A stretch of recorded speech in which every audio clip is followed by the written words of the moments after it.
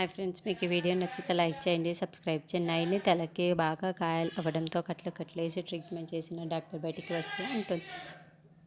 అప్పుడే విశాలందరూ డాక్టర్ కోసం వెయిట్ చేస్తూ ఉంటారు. డాక్టర్ బయటికి డాక్టర్ ఇప్పుడు నైనికి ఎలా ఉంది అని చాలా టెన్షన్ పడుతూ బయట ఆతృతగా అడుగుతూ ఉంటారు. చూడండి, పరిస్థితి చాలా క్రిటికల్గా ఉంది. 48 గంటలు గడిచే వరకు ఏమీ చెప్పలేని పరిస్థితి అని చెప్తూ ఉంటుంది. అయితే ఇప్పుడు మేము లోపలికి వెళ్ళి నైనిని చూడొచ్చా డాక్టరు అని తిలోత్తమ అమాయకంగా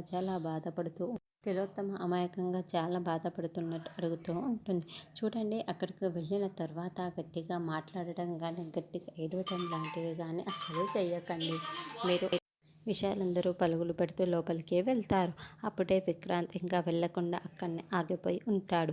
మైత్రి వాళ్ళ అమ్మ కాస్త దూరంలో ఒక బెంచీలో కూర్చొని వీళ్ళు మాట్లాడుతున్నది వీళ్ళ వైపే చూస్తున్నట్లు మనకి చూపిస్తూ ఉంటారు. విక్రాంత్ వెళ్లకుండా డాక్టర్ ఇప్పుడు నిజం చెప్పండి అని అడుగుతూ ఉంటారు. చూడండి, నయని తలకి చాలా పెద్ద గాయం అవ్వటం వల్ల తలలో బ్లడ్ క్లాట్ అయ్యింది. ఇప్పుడు స్పృహలో లేరు. ఆవిడ కోమాలో ఉన్నారు. ఆవిడ ఎప్పుడు తిరిగి బయటికి వస్తారో తెలియదు అని డాక్టర్ అమ్మ విక్రాంత్కి మాత్రమే నిజం చెప్పడంతో విక్రాంత్ ఒక్కసారిగా కుప్పకూలిపోతూ ఉంటాడు. అయ్యో డాక్టర్ గారు అని చాలా బాధపడుతూ ఉంటాడు. తర్వాత వల్లభ ఇంకా లోపలికి వెళ్లకుండా అక్కడక్కడనే టచ్ ఆడుతూ తిరుగుతూ ఉంటాడు. అప్పుడే నేత్రి వాళ్ళ బామ్మ కోసం కావాల్సిన మెడిసిన్ అన్నింటిని కూడా కవర్లో పెట్టుకొని అటుగా వెళ్తూ ఉంటుంది.